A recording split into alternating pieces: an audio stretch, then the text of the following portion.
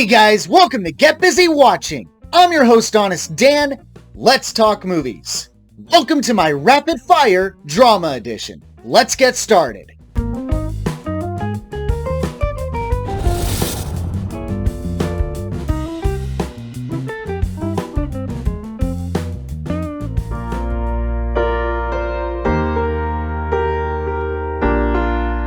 Based on true events. Set in a small Midwestern town, an elderly woman with her healing horse ADELINE is believed to heal people with physical and other ailments. But the town's preacher ain't having it. Ugh, what's gonna kill me first? Go woke and go broke stories, or faith-based stuff?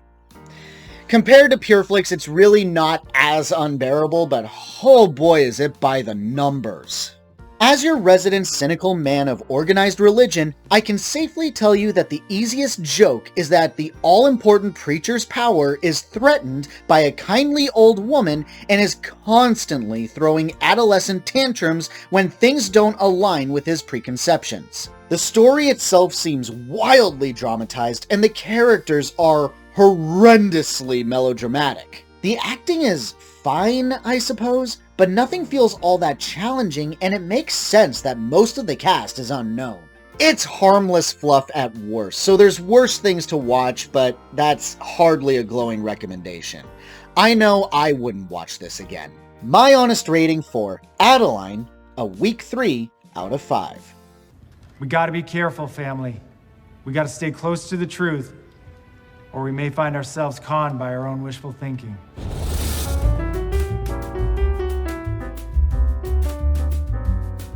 Based on the 1958 novel, Mrs. Harris Goes to Paris. Set in the 1950s, Leslie Manville is a widow who happens upon some money and decides to go to Paris to buy herself her dream Dior dress. I think it gets a little self-indulgent in the romanticizing of 50s France, but who doesn't love a triumphant blue-collar story? If you're a fan of Manville, then you're in for a treat, as she is a million flavors of adorable in this. She's a hard-working cleaning woman, prideful of her work ethic, but her head is always in the clouds. She's determined, but can be at the cost of others. But she will always try to make things right. Every so often, a simple, nice character is what my soul needs. But if there's anyone that surprised me, it was Isabelle Huppert.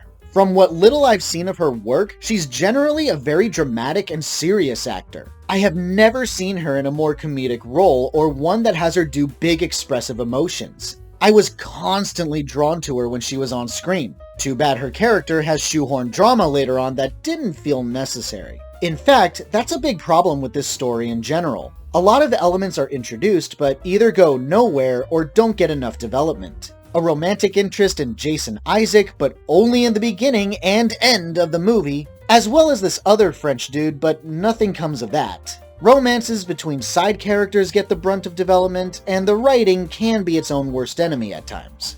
Flawed as hell for those expecting something legit good, but for what it is, it's cute if you want to watch something with your mom. I recommend it. My honest rating for Mrs. Harris Goes to Paris, a 4 out of 5. We're the ones they rely on. They don't even know what we do, but as sure as eggs is eggs, without us, all goes tits up.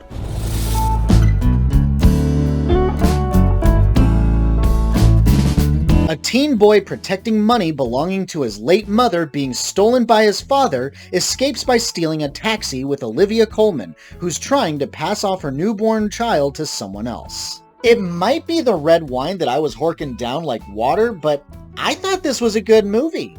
Yeah, okay, it has its cliches, a predictable plot, and questionable legalities, but I liked it. What sells it is the chemistry between Coleman and young Charlie Reed, who are such a wonderful pair. The juxtaposition of Mully being mature for his age and Joy being an older woman who does not have her shit together is played with rather well. What I really appreciate is how Mully is still portrayed as a kid despite his maturity and strong sense of right and wrong. And as mean-spirited as Joy can be, she has genuine moments of sweetness and vulnerability, which all carries the story for me. My only complaints are some of the writing and character tics. Like, Joy is constantly about not going back, only forward, and meaning that literally, even though going back would probably save time on her journey of giving her child away. While it's not bad to see these two bond over time, the third act jumps what I would consider boundaries, where Joy acts like Molly's now dead mom, as well as a contrived ending that I won't give away. I cried twice in this damn thing. Twice! It's an adoption reunification story. I'm an adopted kid. Sue me. That's gotta account for something. I recommend it. My honest rating for Joyride, a strong 4 out of 5. You can't just give her away. What about the dad? Every spud needs their dad. You sound like you need yours like a hole in the head. Fuck off. Likewise. Dad should know that.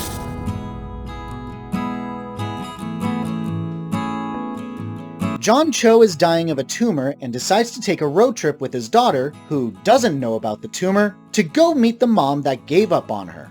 Fuck. And I don't mean that in a good way. It's not an overall bad package, but that ending, dude. About the only thing this gets right is the acting from both Cho and Mia Isaac. They have great chemistry and will make or break this flick for you. Both have their moments of sweetness, relatability, and of course, emotional power. And that is in spite of the poor writing, where both characters make obnoxiously bad and stupid decisions, which eventually culminate into arguments and tedious, angry scenes. And without giving anything away, the ending is an absolute punch to the face and leaves you with an emotional wasteland in your soul. It's enough to make me want to scream.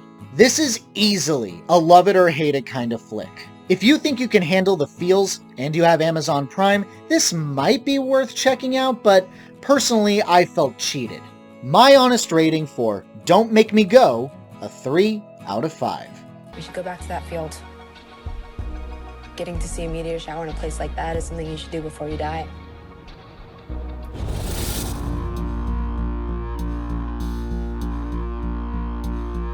Emile Hirsch and Kate Bosworth are locked in a room for 50 days for a grand prize of $5 million with nothing but each other's company. Drama ensues the longer they stay.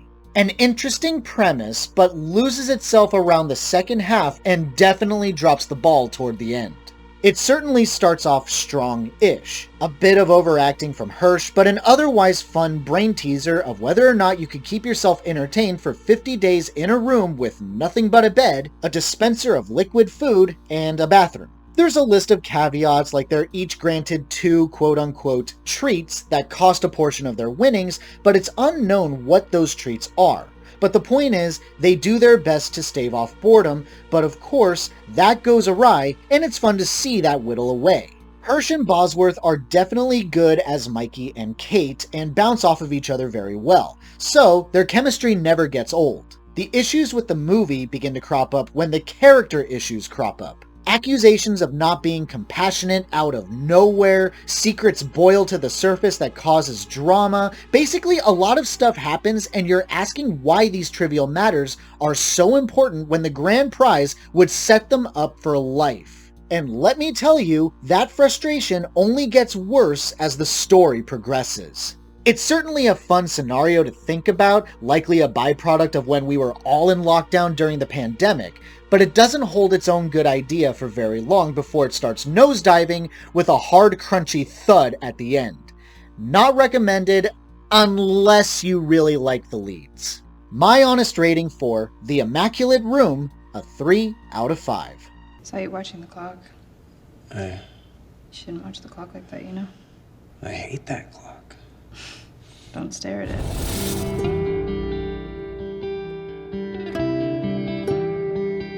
4 young girls are trying to enjoy their last summer together before middle school, but happen upon a dead body and decide to play detective to ascertain his identity. Dear Lord, this was agony. This is trying to be a coming-of-age flick, while also trying to be a mystery thriller, while being a psychological horror, while trying to be a comedy! What is this movie? Think Stand By Me, but with girls, and if it sucked. Right off the bat, there's a narration, which I hate in movies. The writing is pretentious, trying to be deep, so already it's a double whammy of groans. But if that was the end of it, I would have been grateful. Infuriatingly, it only gets worse. When they find the body, they don't call the police. Oh sure, one of them suggests it, but the reason they don't is because their parents will freak out, take away TV privileges, and double down on being overprotective of them. So why do they play detective to figure out who he is? Fuck if I know, but one of them mutters a speech about how her father disappeared and people who disappear want to be found? And this man probably wants to be found? I don't fucking know, dude. Every second of this thing was driving me up the fucking walls. I want to say the only saving grace for this was Lake Bell, who genuinely gives a good performance. But dear Christ, that makes it worse, as this movie is not worth her talents. Definitely one of the worst movies of the year. I can't stress how torturous it was to watch this. Honestly, best of luck to these young girls and their future acting prospects. I genuinely hope that this movie does not derail their future careers. Neither they, nor we for that matter, deserve this. My honest rating for Summering, a 1 out of 5. You can't not look for someone who's gone.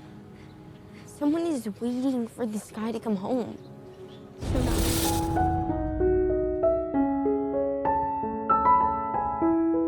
Dario Argento is struggling with his wife recently having been afflicted with dementia, trying to keep things under control despite desperate pleas from his son to take precautions.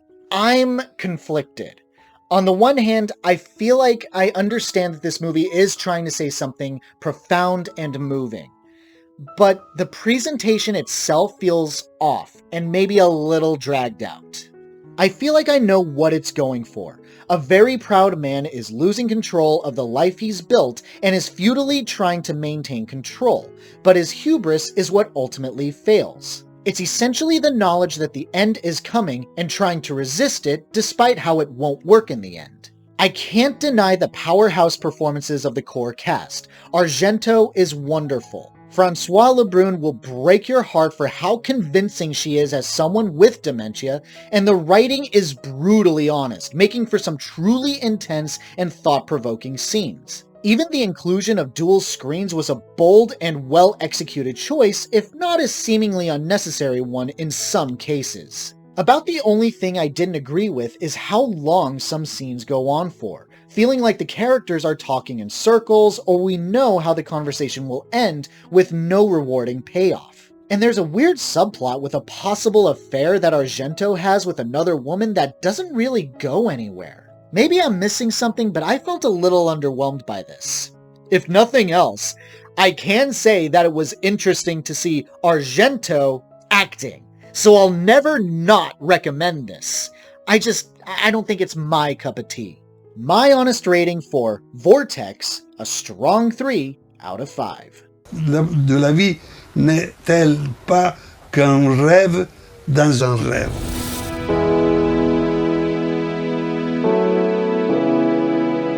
Based on the true events of the Tham Luang cave rescue of 2018 in Thailand involving the 12 young Wild Boars football players and their coach trapped in a flooded cave for 18 days. Boy, it's been a while since Ron Howard did a project that was worth cheering for, but here we are. This was a damn good flick. My first concern involving anything based on real stories is how accurate the story is.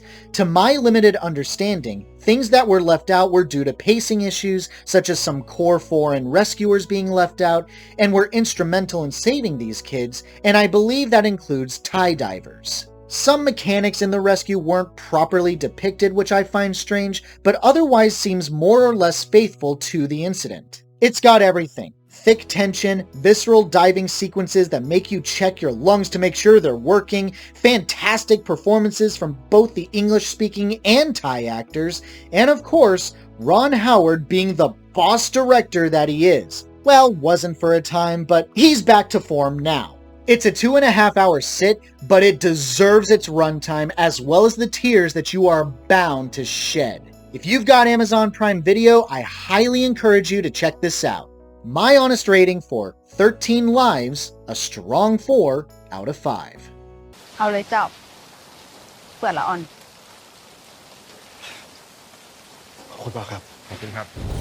Thanks so much for watching, you guys. I really appreciate it.